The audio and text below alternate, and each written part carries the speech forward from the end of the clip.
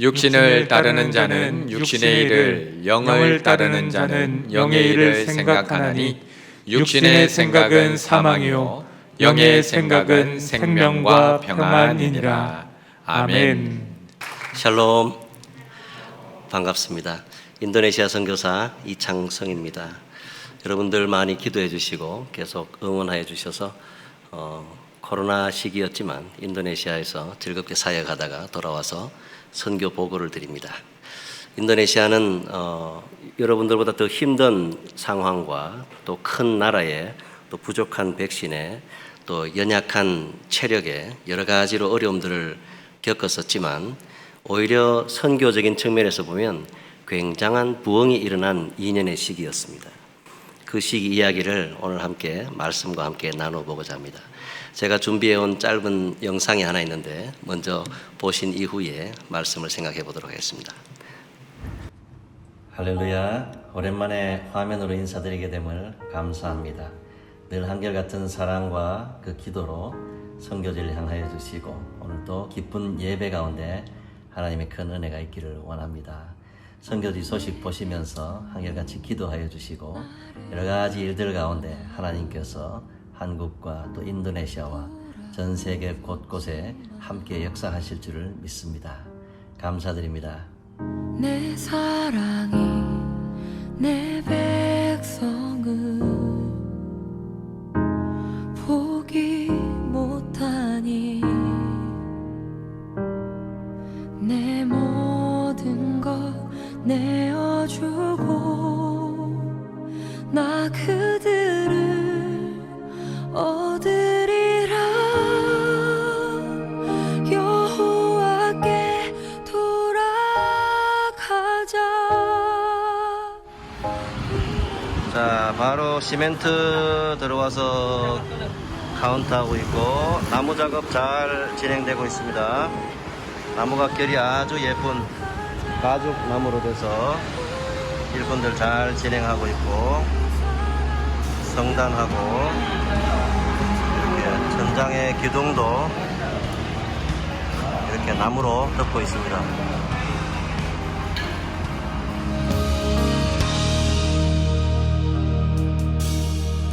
내 백성이 나를 떠나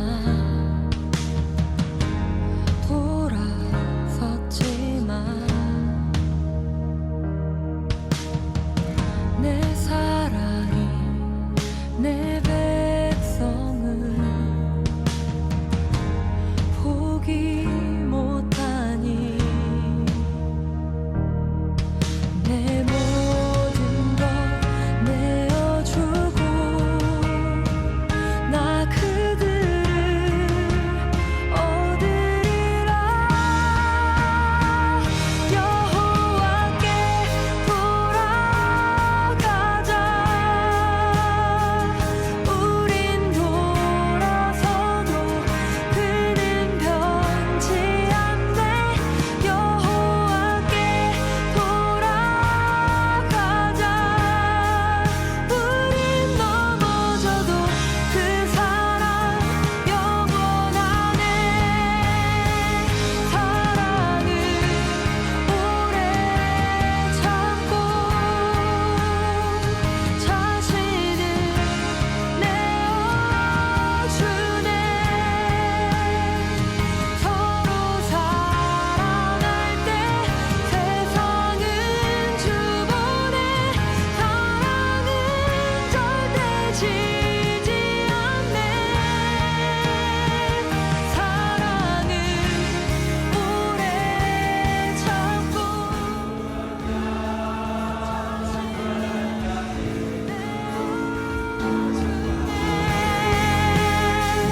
서로 사랑할 때 세상은 주보네. 사랑은 절대 지지 않네.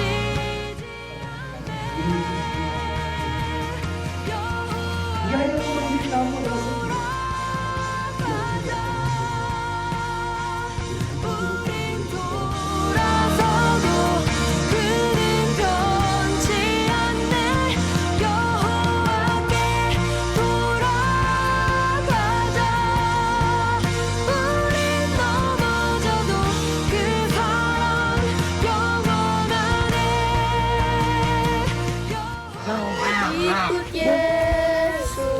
Suara. Saya mau ikut Yesus sampai selama-lamanya.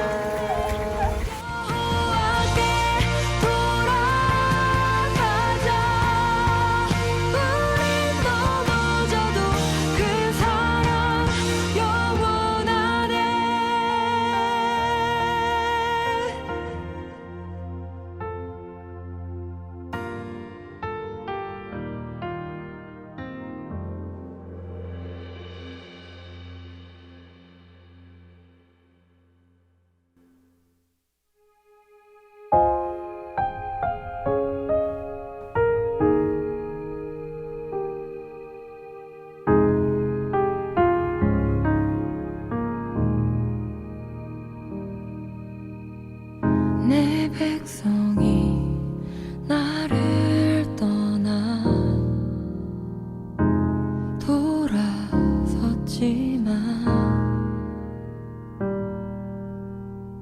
내 사랑이 내 백성을 포기. 감사합니다. 2초마다 사진이 한 장씩 지나가서 자세히 아실 수는 없으시겠지만 또 원하시면 파일이 있으니까 받으셔서 자세히 보신다면 많은 일은 하지 않았지만 하나님께서 2년 동안에 그저 집에서 숨어 있지 않게 하시고 여러 가지 일들을 하도록 도우셨습니다. 또 충일교에서 보낸 물품들도 날라야 하고 또 세계 각지에서 보내온 여러 가지 물품들을 인도네시아 현지인들에게 또 나눠주기도 하고 저의 주사역은 신학대학교에서 신학생들에게 성경을 가르치고 또 장학생들을 선발해서 그들에게 좀 성경으로 특수 훈련을 시켜가지고 목회 현장에 나가면 또 성경을 가지고 목회를 잘 해낼 수 있도록 그들을 양육하고 훈련하고 하는 그런 신학대학교 사역입니다. 강의에 들어가서 사역하기도 하고 인도네시아 복음주의 신학대학교 그 인도네시아 말 약자로 STT 이런 신학교에서 신학생들을 양육하는 일이었습니다.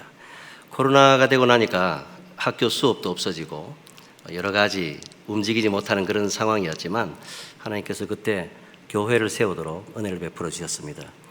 인도네시아에 대해서 여러분들 잘 아시는지요? 인도네시아는 2억 8천만 인구가 있고 세계 4위의 인구 대국입니다. 그리고 2억 8천만 가운데 85%가 이슬람입니다. 이슬람 하면은 순종한다 이런 뜻이고 순종하는 사람들, 이슬람을 믿는 사람들을 무슬림이라고 하지요. 그들을 순종하는 사람들 이런 뜻으로 무슬림이라고 부릅니다. 그들이 85%를 차지하고 있기 때문에 인도네시아는 이슬람에 의해서 큰 흐름이 흘러가게 됩니다. 하지만 이슬람 국가는 아닙니다. 주변에 말레이시아가 이슬람 국가이지만 인도네시아는 5개 종교가 법적으로 자유롭게 믿도록 되어 있습니다. 예전에 공산국가였다가 군부 독재였다가 나라가 새로 개국하면서 5대 신조 이래가지고 기독교, 불교, 천주교 그리고 제일 많은 이슬람 그리고 발리에만 유독 99% 모여서 아주 발전한 힌두교 그리고 최근엔 중국계들이 워낙 많이 들어왔기 때문에 유교까지 더해져서 5+1개 종교를 의무적으로 믿도록 되어 있습니다. 주민등록증에 보면 종교란이 있습니다. 그래서 종교를 기입하도록 그렇게 되어 있죠. 저는 중부 자바에서 자바섬 여러분들 아시는지요? 국사 시간에 보면 자바 원인이다. 원시 인류가 살아가는 그 섬이 바로 자바섬이기 때문에 굉장히 오래된 선사 인류, 선사 문화를 가진 곳이 바로 자바섬이죠. 저는 자바섬에서 가족들이 머물고 있고 그 자바섬으로부터 동쪽, 인도네시아 동쪽 그리고 그 거점인 발리, 또 발리 옆에 롬복 거기에서 신학생들을 양육하고 현지 목회자들을 돕고 있는 그런 사역하는 가운데 있습니다.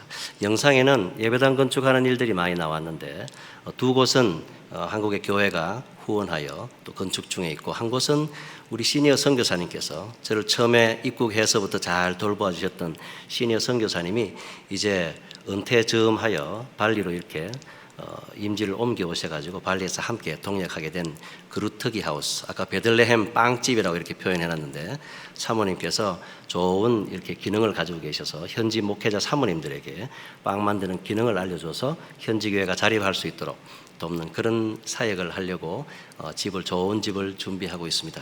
먼저 앞에 보셨던 집은 예배당인데 한국교회에서 예배당을 지어주십시오 하고 3천만 원을 보내왔습니다. 건축 헌금이 3천만 원이 왔는데 그걸 가지고 예배당을 지으려니까 발리에서는 예배당 짓기가 조금 힘이 들었습니다. 그리고 최근에 발리에 일어나고 있는 어떤 종교적인 상황을 선교사가 예민하게 캐치하지 못하고 있었는데 예배당을 찾던 가운데, 예배당 후보지를 찾던 가운데 이런 일이 현재 일어나고 있구나 하는 것을 깨닫게 되었습니다. 어떤 일이냐 하면 교회들이 그동안 제가 이제 인도네시아 입국한 지가 만 12년이 되었고 입국하기 전에도 한 10여 년간 현지 교회를 돕고 있었는데 그들을 후원하고 돕고 땅을 빌려서 예배당을 짓게 하고 거기서 예배드리게끔 하고 땅도 이렇게 계약을 10년 지나면 또 연장해드리고 그렇게 해왔었습니다. 그렇지만 지금은 신종 박해가 일어나고 있는데요. 예배당을 지은 땅을 임대 연장을 해주지를 않는 겁니다. 왜 그러냐 하고 자세히 들여다보니까 인도네시아는 예전에는 전체가 힌두의 나라였는데 이슬람이 서쪽에서부터 밀고 오면서부터 점차로 85% 이슬람의 나라가 되어가고 있습니다. 그중에 유독 발리만 지금 99%, 제주도 3배만 한 섬에 400만 명이 모여서 살아가고 있는 그 발리에는 99%가 힌두교입니다. 힌두의 원산지가 어딘지 아시죠? 인도에서는 힌두 신을 섬기더라도 하층민과 위에 상층민들이 섬길 수 있는 신의 구분이 있습니다. 카스트 제도라는 것이죠. 그렇지만 그것이 인도네시아로 오면서 발리로 오면서 카스트 제도가 없으면서 아무나 어떤 신이든 믿을 수 있게끔 되면서 힌두 문화가 폭발적으로 성장하여 정착한 곳이 인도네시아 발리입니다. 발리는 관광객들이 많이 옵니다. 유명한 하와이도 1년에 2천만 명 정도 관광객들이 온다고 하는데 발리는 2배 이상 많이 옵니다. 여러 관광객들이 오는 그 발리에 관광 수입이 90% 이상을 차지하고 있는데 코로나로 인해 가지고 관광 수입이 끊어졌습니다. 그래서 그분들이 1년 지나면 끝이 나겠지 하고 기다리고 있었는데 1년이 지나도 끝이 나지 않지요. 계속해서 어려움이 겹치고 공항문은 열리지 않고 어려우니까 사람들이 아우성치기 시작합니다. 예전에는 동네에 교회에서 온 지원 물품을 가지고 동네에 전달을 하려고 하면 연락을 하면 받아들여 주지를 않습니다. 99% 힌두라고 하지만 도시에 일하는 근로자들이 많이 와 있어서 99%지 시골로 들어가면 완벽하게 100% 힌두 지역이 훨씬 많거든요. 발리에 800여 개 마을이 있는데 180여 개 마을에만 교회가 들어가 있고 그 외에는 교회가 전혀 없습니다. 100% 힌두 지역이라서 들어갈 수 자체가 없습니다. 그런 발리였습니다. 무언가 물품을 좀 깊은 골짜기에다 좀 전해주려고 해도 받아들이지 않는 것이죠. 문을 열지 않습니다. 그리고 똑똑합니다. 발리 사람들이. 전화를 해서 가겠다고 허락을 구하면 어디서 왔습니까? 왜 왔습니까? 뭐 하러 왔습니까? 우리는 그런 게 이미 다 있습니다. 풍족합니다. 왜 우리에게 주려고 합니까? 혹시 교회에서 오는 겁니까? 꼬치꼬치 묻습니다. 다 안다 이거죠. 그러던 발리가 2년 코로나쯤 되니까 모두가 너무 힘들어가지고 한국 교회에서도 인도네시아가 어렵지 않습니까? 하고 여러모로 이모저모 후원을 해서 그걸 가지고 쌀을 사고 식용유를 사고 라면을 사서 이걸 좀 전해주려고 하는데 우리가 이 동네 좀 들어가고 싶습니다 하고 이렇게 연락을 하니까 아주 반기면서 예전에 못 들어오게 하던 동네가 너무나 반기면서 이 말도 끝나기 전에 어서 옵시오입니다. 그리고 한번 방문했더니 너무 좋아하면서 다시 와달라 그러고 계속 와달라 그러고 그러는 모습이 그들에게 보여졌습니다. 이제는 예전에 닫혀있던 문이 자동으로 저절로 열려지게 된 것이죠. 물건을 가지고 전달하러 가니까 이 동네 주민들이 굉장히 반갑게 반깁니다. 가니까 막 마스크도 없어요. 시골에는 마스크도 안 쓰고 막 웃으면서 이 앙상한 일을 이렇게 드러내면서 달려와가지고 제 손을 꼭 붙잡고는 이야기합니다. 아이고 당신이 와줘서 내가 입맛이 하나도 없었는데 너무 반갑다. 내가 여기 바나나 잎사귀에 싼 송편 같은 게 좀 있는데 같이 먹자 이렇게 내미는 거예요. 제 입에 하나 넣어주면서 아이고 나는 지금 코로나가 걸려 있어서 입맛이 없어. 그러면서 입에 하나 넣어주고 또 입에 하나 넣고 이렇게 부지런히 사역을 열심히 뛰어다녔지만은 자연 면역이 생겼는지 뭐 코로나 아직 저는 걸리지 않고 이렇게 사회 가다가 와서 이렇게 보고를 드리는 겁니다. 시골에는 마음들이 순수하고 그들 마음에 어려울 때 와서 도우니까 너무나 반갑다. 종교를 떠나서 반갑다. 그리고 가서 복음을 전하고 그분들 손을 잡아드리고 위로해드리고 하니까 지금 인도네시아는 굉장히 복음의 문이 활짝 열렸습니다.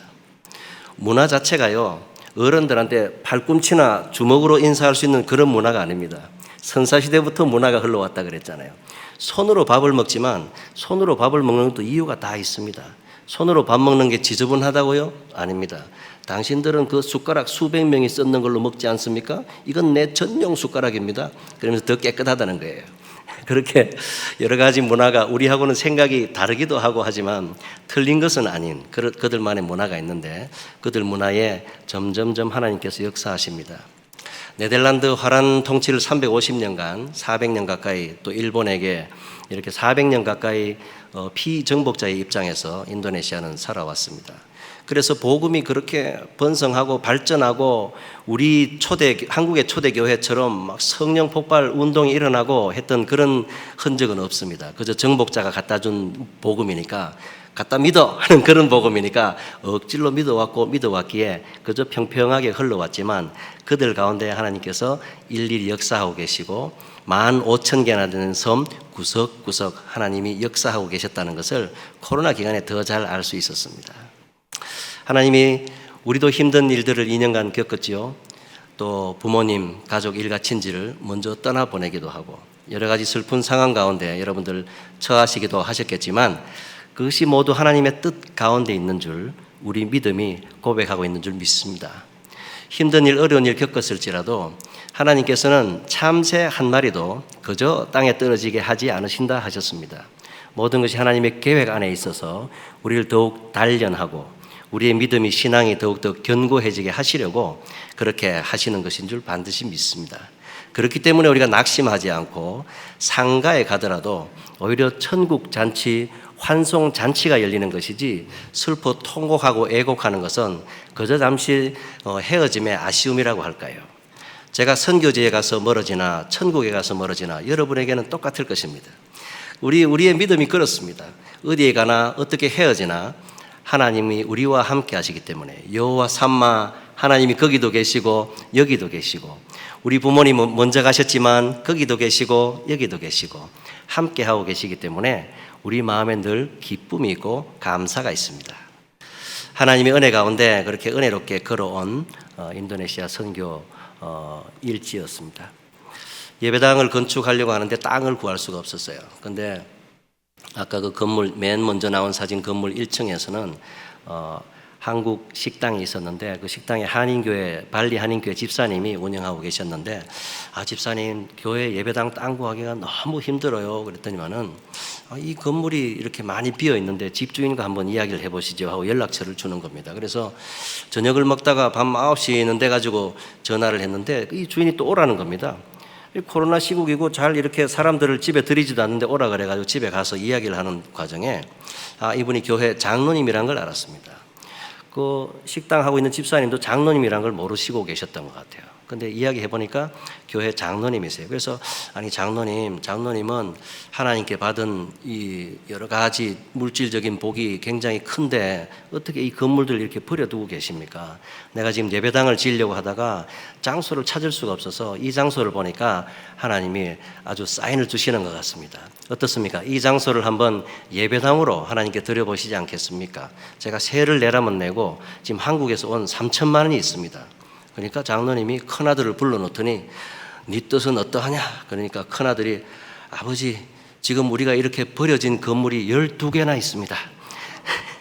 그거 중에 하나를 하나님께 드림이 마땅한 줄 알아요. 그러니까 아버지가 옳다. 그러면 계약서를 씁시다. 그래가지고 계약서를 쓰는데 제가 그럼 좋습니다. 이렇고 이러니까 30년을 일단 예배당으로 드리기로 계약서를 써주시기 바랍니다. 그러니까 그 장로님이 조금 어색해 하시면서 제 나이가 지금 70이라서 그렇게 하시는 거예요. 그래서 장로님 무슨 말씀이십니까? 하나님께 예배당을 30년이나 드리셨는데 그때까지 장로님을 살게 하지 않으시려고요. 그랬더니 할렐루야 아멘 하면서 다 이렇게 서명을 해주셨어요. 그래가지고 예배당을 저 건물 4층 건물인데 3층 건물만 30년을 쓰도록 그렇게 허락을 받았더니 이제 건물을 뭐 누가 와서 더 쓸 사람이 없으니까 2층에는 유치원도 하고 4층에는 사무실도 내고 1층에는 교회 식당도 짓고 그래 한번 해보세요. 그래가지고 저 건물을 다 쓰게 됐어요. 저 지역은 평당 1억 원 정도 하는 땅입니다. 그러니까 제가 어느 교회, 한국 교회가 교회를 이렇게 팔아야 사줄 수 있는 그런 곳인데 하나님께서 은혜로 저는 입국한 지 12년인데 이미 15년 전에 건축을 하다가 왠지 모르게 저렇게 중단을 해 놓았는데 아마 선교사님이 이걸 교회로 하나님께 드리라고 하나님이 여태까지 두었는 모양입니다. 그런 고백을 듣고 예배당을 지어 나가고 있습니다. 저는 건축에는 소질이 없는데 세 곳에나 저렇게 건축하게 하시고 예배당을 잃어버린 교회들이 이 교회 한 곳에 모여가지고 같이 예배를 드립니다. 여러 목사님들이 모여서 세 교회가 모이려고 했더니 우리도 끝났습니다. 우리도 앞으로 끝날 겁니다 하면서 5교회가 지금 8월 달에 제가 들어가면 이제 헌당 예배를 드리고 예배를 시작하기로 했고 또 내년 초가 되면 2교회가 더 옵니다.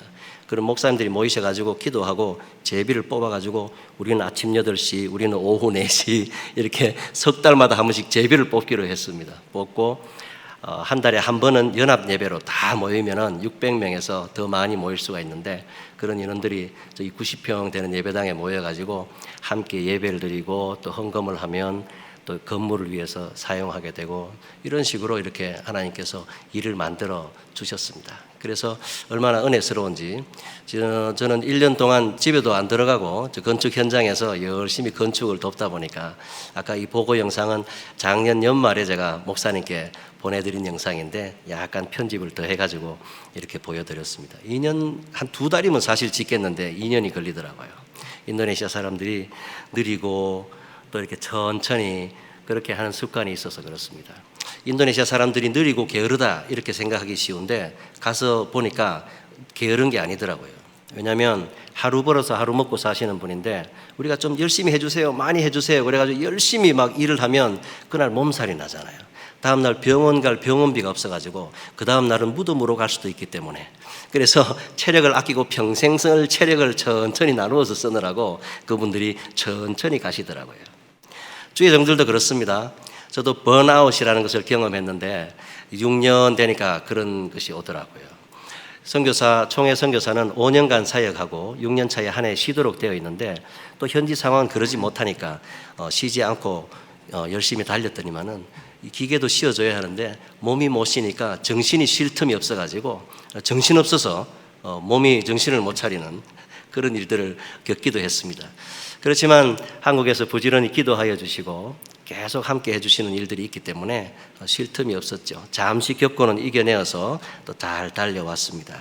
그리고 충일교회도 이렇게 함께 합력하며 도움을 더하여 주셨기 때문에 제가 더 큰 힘을 낼 수 있었습니다.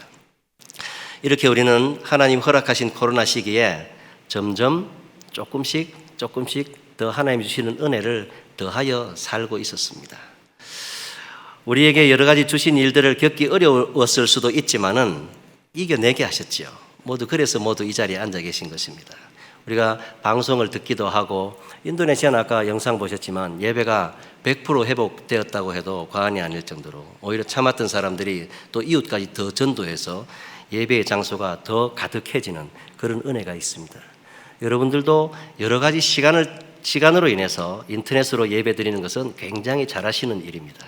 그렇지만 우리의 신앙의 모습들이 점차 어떤 식으로 변해가고 있냐면 시청자가 되어가고 있습니다. 예배 시청자.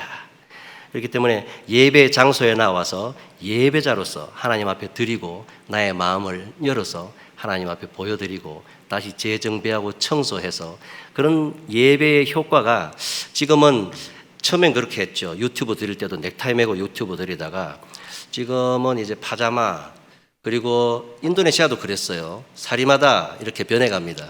그러니까 거실에서 드리다가 점점 침실로 들어가서 예배드리고 TV 켜놓고 예배드리다가 핸드폰 켜놓고 예배드리고 예배드리는 가운데 카톡은 계속 내려오는지 그게 전파를 연결해놔야 예배가 되기 때문에 그렇습니다. 어떤 것이 우리를 신앙에서 나태하게 하고 그렇지만 어떤 상황은 우리를 신앙의 길로 더 이끌어줍니다. 우리의 모습들이 신앙인의 모습들이 어떠해야 할 것인가 하는 것은 여러분들 주일 낮에 보니까 고린도 후서의 말씀 가지고 잘 경청하셨더라고요. 그 말씀이 우리를 더 유익하게 복되게 그렇게 만들어가는 것입니다. 우리 앞에 닥친 여러 가지 상황들 사람의 모습으로는 이겨낼 수 없지요. 오늘 말씀 읽으셨습니다마는 육신에 속한 사람은 육의 일을, 영에 속한 사람은 영의 일을. 그리고 육신의 생각은 뭡니까? 사망이요. 영의 생각은 생명과 평안이니라 그랬습니다. 육신의 생각은 하나님과 원수가 되게 한다 그렇게 이야기하고 있습니다. 사람들은 다 이렇게 절반 나눠 가지고 절반은 어떤 모습이냐면 죄악의 그런 모습입니다. 악한 모습을 그렇게 막 이빨을 드러내고 화가 난 그런 모습으로 절반이 되어 있고, 또 절반은 선하게 웃는 모습으로, 찬양하는 모습으로, 기뻐하는 모습으로, 그런 모습으로 되어 있는데, 이렇게 사람은 누구나 반 갈라져 가지고 죄의 모습, 사람의 모습, 이런 모습들을 다 가지고 있습니다. 이런 상황을 뭐라고 하지요? 죄인이라고 합니다. 이것이 바로 죄인의 모습입니다. 사람은 누구나 이런 모습이 있기 때문에 어떨 때는 죄의 모습이 더 드러나기도 하고, 이건 뭐라 그럴까요? 죄인, 죄가 더 많으니까 죄인의 모습이기도 하고, 어떨 때는 또 예배드리고 하면 죄는 또 가려지는 것 같기도 하고, 그렇지만 항상 이 사이에서 오락가락하는 사람의 모습입니다. 그렇기 때문에 오늘 말씀의 제목도 저도 한국에 와서 처음 들어본 단어라서 이렇게 제목으로 한번 여러분과 함께 알아보고자 인커전이라는 제목을 올려드렸는데, 인커전 하는 이 제목은 제목의 뜻은 그렇습니다. 이게 죄가 있고 영적인 사람이 있고 죄에 속한 사람이 돼, 육이 있고 영이 있는데 이것이 항상 서로 이렇게 계속해서 다투고 있습니다. 우리 속에는 틀림없이 예수님이 계시는 것 같은데 언제 보면 마귀가 들어와 있는 것 같고, 우리의 생각이 항상 왔다 갔다 합니다. 이게 영화에 요즘 최근에 나오는 마블 그 영화에 나오는 그 내용이고 그 세계관에 대해서 이야기하고 있는데, 이 악한 세계관 그리고 선한 세계관, 이것이 둘 다 서로 침범하려고 합니다. 침공을 해서 악한 것이 선한 것을 삼키려고 합니다. 왜냐하면 둘 중에 하나는 죽어야 자기네 나라가 서거든요. 그래서 이 악한 세계가 계속해서 선한 세계를 침공해서 무너뜨리려고 하지만 결국은 어떻게 됩니까? 선한 것이 이기고 악한 것을 깨트려 이기게 되는 그런 상황을 가지고 인커전이라고 합니다. 우리 속에 계속해서 일어나는 인커전이 있습니다. 그 인커전 가운데 우리가 어떤 것을 택해야 할까? 뭘 쫓아야 합니까? 항상 데살로니가전서 5장 16절에서 18절 말씀을 다 외우고 계시죠? 5장 16절 말씀 시작. 5장 15절 말씀 시작. 데살로니가전서 5장 16절에서 18절 말씀은 기독교인이 아닌 분들도 다 외우고 계세요. 항상 기뻐하고 쉬지 말고 기도하고 범사에 감사하고 다 알고 있는데, 데살로니가전서 5장 15절 말씀은 대한민국 교인 중에 몇 명 모르는 것 같아요. 무슨 일을 하든지 항상 선을 좇으라. 선을 좇으면서 기뻐하고 선을 좇는 가운데 감사하고 기도하고 그렇게 하라는 것이죠. 선을 좇는 것이 없다면 우리의 모든 노력들은 나를 좇고 세상을 좇고 결국은 세상에 인커전 되어버리는 그런 삶을 살게 된다는 것입니다. 그렇기 때문에 우리의 모습이 점점 하나씩 나아가지 않으면 결국은 우리의 모습은 악에 파묻혀버리고 악인의 모습으로 살게 됩니다. 그렇지만 하나님은 그런 우리를 그냥 두시지 않으시죠. 항상 말씀으로 일깨워 주시고 새롭게 해 주십니다. 여러 가지 비유들을 들어서 우리에게 보여주시고 성경의 여러 인물들을 보여주시면서 우리에게 여전히 말씀하고 계십니다. 바울 사도를 통해서 우리에게 꾸짖고 계시고, 또 고린도전서에 보면 고린도전서 3장에 보면 내가 너희에게 젖을 줌과 같이 지금 이야기한다. 내가 밥을 주면 너희들이 못 먹을 것이기 때문에 내가 지금도 젖을 주고 있다 하고 고린도 교회에 보내는 두 번째 편지 고린도전서를 통하여서 바울은 아주 선량하게 이야기했다가, 여러분들 주일낮에 들으셨던 고린도후서는 바울이 고린도에 보낸 세 번째 편지 같은데 그 말씀을 통해서 거듭해서 말씀하고 있는 것이 있습니다. 우리는 가난한 자 같으나 부유한 자요. 우리는 어리석은 자 같으나 지혜로운 자요. 여러분들 주일 배운 말씀을 지금 못 들은 것처럼 이렇게 앉아 계시는데, 여러분들, 우리는 속이는 자 같으나 참된 자들이고, 읽으셨지요? 무명한 자 같으나 유명한 자들, 죽은 자 같으나 오히려 살아있고, 징계를 받는 자 같으나 죽임 당하지 않고, 그 다음에 근심하는 자 같으나 항상 기뻐하고, 가난한 자 같으나 많은 사람을 부욕해 하고, 아무것도 없는 자 같으나 모든 것을 가진 자로다. 주일낮에 읽으셨어요, 틀림없이. 아멘. 이 모습이 어떤 모습이냐? 역설적이지 않습니까? 없는 것 같은데 있고, 아무것도 없는 것 같은데 다 가졌고, 가난한 것 같은데 모든 사람을 부유하게 하고 하는 이 모습이 바로 사도의 모습입니다. 여러분들도 사도의 모습이 되어서 살아가도록 하나님께서 오늘도 우리를 청하고 계십니다. 사도로서 살아야지. 그러면서 성경에 야곱을 보여주시고 또 요셉을 보여주시면서 요셉 밑으로 흐르는 창세기 40장 후반에 유다의 이야기도 들려주십니다. 야곱이 요셉을 이름으로 인하여 가지고 막 힘들어하고 괴로워할 때 유다는 동생을 팔아먹고 나서 아버지 보기 미안하니까 집을 나갑니다. 아둘람 사람 히라에게로 내려가 가지고 거기에 있는 여인을 만나 가지고 결혼하고 아이를 셋을 낳습니다. 첫째 엘과 오나는 하나님 보시기에 악하여서 하나님이 죽이셨어요. 셋째는 또 그 문화에 따라서 첫째 며느리를 셋째 아들에게 줬다가는 셋째 아들마저 죽을까봐 이 유다가 꾀를 부리다가 결국은 며느리의 꾀에 넘어가게 됩니다. 잘 아시죠? 누구의 이야기입니까? 다말의 이야기잖아요. 여러분들, 다말을 통하여서 유다가 크게 깨닫고 집으로 돌아옵니다. 돌아와서 아버지께 충성하고 효도하고 하려고 했더니 흉년을 만납니다. 뭐 좀 하려고 그러면 잘 되는 일이 없어요. 특히 예수 믿는 사람들이 잘 되고 형통하고 원활해야 되는데 잘 되는 일이 없습니다. 들어오니까 또 흉년을 만났어요. 안 그래도 먹을 게 없는데 저 집 나간 놈까지 들어와가지고 집안 곡식이 더 동나게 생겼습니다. 그리고 먹을 거 찾으러 애굽에 왔다 갔다 하는 사이에 베냐민까지 지금 뺏기게 생겼어요. 요셉의 깨로 인해 가지고. 그랬는데 유다가 드디어 유다의 본성이 이제 그의 본 신앙이 드러납니다. 내가 베냐민 대신 노예가 되겠습니다. 야, 집에 안 보내면 아버지 죽습니다. 내가 차라리 노예가 되죠. 노예가 그냥 노예입니까? 그냥 말이 노예가 아니라 노예는 죽으라면 죽고, 그죠? 거기서 정말 노예처럼 살아야 하는데도 불구하고 노예가 되겠다는 거예요. 그걸 보고 요셉이 우리 형제들이 됐구나. 이젠 됐어. 그리고 야곱이 평생을 그 이름도 움켜쥐는 자 야곱이 돌아와가지고 드디어 하나님 앞에 너 이제 이스라엘 해. 그때 이스라엘이 된 것이 아니고 요셉 앞에 딱 왔을 때에 내가 잃었던 모든 것이 여기에 있었구나. 드디어 그가 이스라엘로서 자신의 자녀들 12아들들을 축복할 때 유다가 네 번째 아들로서 이스라엘의 장자의 직분을 차지하게 대단한 축복을 받게 됩니다. 다른 아들들은 한 줄 축복인데 유다는 막 대여섯 줄 축복이 가득가득합니다. 그런 축복의 주인공이 되기 위해서 그 인생에 얼마나 힘들고 험난한 일들이 있었는지 우리가 모두 압니다. 신약에 집 나간 탕자만 해도 그렇습니다. 집을 나가고 우리가 여러분들 누구 편 드시겠어요? 집에 있던 큰아들입니까? 집 나간 적은 아들입니까? 그러면 모두가 큰아들 편을 들지요. 그렇지만 아버지는 그렇지 않았던 것 같아요. 아버지는 벌써 둘째 아들이 저 돌아오는데 모습이 벌써 상거가 아주 먼데도 불구하고 아들의 형상을 딱 눈치채고는 달려가서 목을 끌어안고 입을 맞추면서 아들을 받아들입니다. 아버지가 이미 딱 보니까 알아챘어요.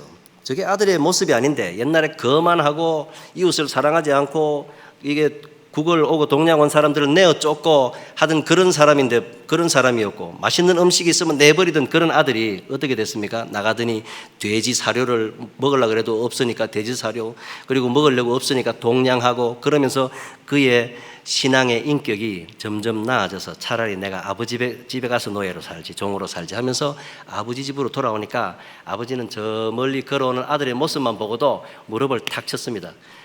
됐어 임마 이거. 이 녀석 됐어. 돼서 돌아온 거예요.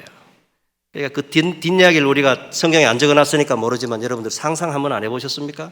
그 아들이 돌아와가지고 그 아들이 돌아오니까 어떤 아들은 또 잔치에 안 들어오려고 그래. 큰 아들은. 그러니까 이게 우리 성도의 신앙생활 가운데도 이런 모습은 있고, 우리 가정 가운데도 이런 모습이 있고, 우리 스스로의 신앙 가운데도 이런 모습은 계속 있고 늘 있습니다. 그러니까 서로 시기하고 용납지 않고 용서치 않고 했던 그런 모습들이 이제는 달라져야 됩니다. 이렇게 수준이 달라지고 수준이 높아진 아들이 돌아와서 성경 말씀을 읽으면 성경 말씀이요 눈에 콱콱 박힌답니다. 힘든 일을 겪고 어려운 일을 겪고 성경 말씀을 읽으면 성경 말씀이 심령에 박히고 골수에 박히고, 여러분들 2년간 힘든 시기를 잘 지나셨으니까 지금이야말로 하나님의 말씀을 읽을 때입니다. 지금 성경 말씀 읽어보세요. 은혜로 가득합니다. 전부가 옛날에는 너에게 하시는 말씀인데 이게 전부 다 나에게 하시는 말씀이 되어 있습니다. 여보 당신이 들으라고 하는 말씀이야 했는데 결국은 전부 나에게 하시는 말씀으로 되어서 우리가 헌신하게끔 합니다. 역설의 하나님의 말씀이지요. 우리가 주일 본문에 읽으셨던 고린도후서 6장 12절 말씀 보면은 너희가 그저 삶이 좁아진 것이 아니고 심정이 좁아져서 그렇다, 그런 말씀을 하더라고요. 심정이 뭡니까? 심정을 제가 사전에 찾아보니까 영어로 bowels, 이게 뭐냐면 창자가 좁아져서 그렇대. 창자가 좁아져서 우리의 생각, 여러분들 애통하는 자는 복이 있나니 할 때 그 애가 어떤 애인지 아시죠? 창자입니다. 창자가 아플 정도로 대상을 위하여서, 형제를 위해서, 교우들을 위하여서, 우리나라와 민족을 위하여서, 또 세계 선교를 위하여서 애통하며 여러분들 기도하시지 않습니까? 창자가 아프도록 하는 게 애통이래요. 근데 이게 속이 좁아지면은 우리 생각이 좁아지고 우리 삶의 지경이 좁아질 수밖에. 심정에서 좁아졌기 때문에 바울이 나의 이 편지를 통하여 너의 심정이 넓어지기를 원하노라 하고 이렇게 이야기하고 있습니다. 아까 인커전을 설명하면서 육에 속하고 악에 속했다 이렇게 이야기를 했습니다. 하지만 누구는 악한 사람이라서 악에 속하고 누구는 날 때부터 선에 속해 있는 것이 아닙니다. 우리가 살아가다 보면, 제가 팔을 왜 벌렸냐 하면 저울을 설명을 드리려고요. 저울이 항상 이것이 저울질 됩니다. 하지만 언제 말씀 듣고 지금 있으면 이게 늘 수평을 이루기도 합니다. 수평을 이루고 이게 악에도 아니고 선도 아니고 수평을 이룰 때, 요때 필요한 게 뭐냐면 믿음이란 겁니다. 믿음이 근데 얼마나 큰 믿음이 있어야 되느냐, 그것이 아니고 겨자씨만한 믿음이 딱 수평을 이룰 때 여기 가서 딱 앉으면 어떻게 됩니까? 그때부터 기울어지기 시작하는 것이죠. 그래서 겨자씨가 중요한 거예요. 그래서 아주 극과 극으로 대비되는, 아주 바람에 불면 날아갈 겨자씨를 그루터기를 이루고 사람이 3명 4명이 손을 맞잡아야 될 큰 둥치를 이루는, 거기에 새각이 들고 그늘에 사람이 쉬어갈 수 있는 그런 넉넉한 나무가 되어지기 위해서 여러분들 조그마한 겨자씨가 결국은 그렇게 커진다는 것입니다. 하나님은 그것을 다 보고 계세요. 요 씨 속에 무엇이 들었는지를 알고 계세요. 요 사과 속에 몇 개의 씨가 들었는 것이 아니고 그 씨 속에 몇 개의 사과나무가 들었는지를 하나님은 다 보고 계시는 거예요. 그러니까 여러분들의 신앙생활과 여러 가지 나의 현재의 모습 가운데 실망하지 마시고 좌절하지 마시고, 그리고 내가 비록 힘들지만 옆에 교우들을 잡아주면서 함께 신앙생활을 하여 나가는, 이것이 바로 성도의 공동체 생활이라는 것입니다. 이런 생활이 있기 때문에 교회가 힘이 있는 것입니다. 우리가 지금 모인 이 예배당은 예배당이지만 충일교회는 어디에 있습니까? 바로 여기에 있습니다. 여기를 성경 말씀 가운데 바울 사도는 성소라고 표현했습니다. 하나님의 성소가 여기 있기 때문에 여기가 바로 교회인 것이고 이 교회가 충일교회인 것입니다. 여러분들 교회가 교회되기 위하여서 여러분들이 어떤 것을 택하셔야 합니다. 하나님이 가인에게 경고하시면서 이랬습니다. 야, 제사 지낸 후에 너 선을 행하지 않으면 어찌하여 낯을 들지 못하고 낯이 이렇게 붉어져 있어?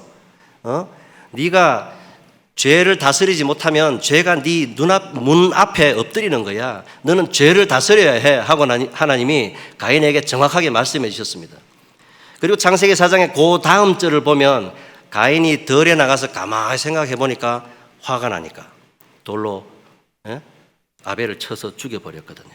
하나님이 반드시 경고하셨습니다. 너는 선악간에 선택해야 되는데 죄를 다스릴지니라. 너는 죄를 다스릴지니라. 말씀 저와 함께 해보십시다. 너는 죄를 다스릴지니라. 그래야 됩니다. 다스리라 그랬다니 다스림을 받아서 아우를 죽이는 모습, 이것이 인간의 모습이고 죄인의 모습입니다. 그렇지만 그 한쪽에 겨자씨만한 믿음이 떨어져서 뿌리 내리고 자라날 때 우리의 믿음이 견고하게 되므로 더 이상은 육신의 일을 쫓는 것이 아니라 영을 쫓는 영의 사람으로서 살아가게 됩니다. 그렇기 때문에 유다와 같이 형제들의 찬송이 되는 그런 은혜가 있게 되고, 유다가 그저 넷째 아들이 맏아들만 되었습니까? 저 룻기서에 가보면 유다와 다말 사이에서 낳은 베레스와 세라 가운데 베레스의 세계라 하면서 사사기 가장 어두운 종교의 암흑기, 신앙의 아주 신앙이라고는 찾아볼 수 없었던 그 사사 시대에 아주 빛과 같은 별과 같은 짧은 이야기가 나오는데, 룻기 그 가운데 4장 뒤에 보면은 베레스의 세계라 하면서 족보가 나옵니다. 족보가 나오는데 바로 누구의 족보입니까? 다윗 왕의 10대에 걸친 다윗 왕의 족보가 나옵니다. 그 예수 그리스도의 족보지요. 예수 그리스도의 족보는 누구로부터 비롯되었느냐? 우리가 너무 잘 알고 있습니다. 바로 그 룻기서에 보면은 베레스의 세계라면 쭉 내려가는데 보면 보아스 앞에 누구냐? 살몬은 누구와 결혼했습니까? 라합과 결혼했습니다. 여리고성의 라합 아시죠?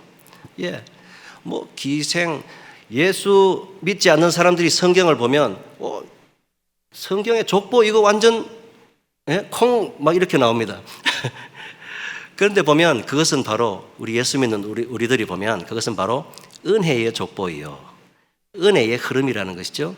은혜의 흐름은 어디로 흐릅니까? 애통하는 자에게로, 그리고 감사하는 자에게로, 그것을 극복하는 자에게로. 그러므로 인해서 그것으로 인하여서 역설의 이 하나님의 말씀이 우리 삶에 실행되어지는 자에게로, 그러므로 그 가정이 빛나고 자녀손들이 아름답게 되어지는 그런 은혜의 역사가 우리 집안에도, 나의 삶에도, 나의 당대에 우리 자녀손들에게 그런 일들로 이루어지게 될 줄 반드시 믿습니다. 여러분들도 하나님의 동력자입니다. 고린도전서 3장 1절에 보면 6장 1절에 보면 하나님의 동력자라는 말씀이 나오고, 여러분들이 고린도후서의 주일낮에 읽었던 말씀에도 하나님의 동력자 된 우리들 하는 말씀이 처음 나옵니다.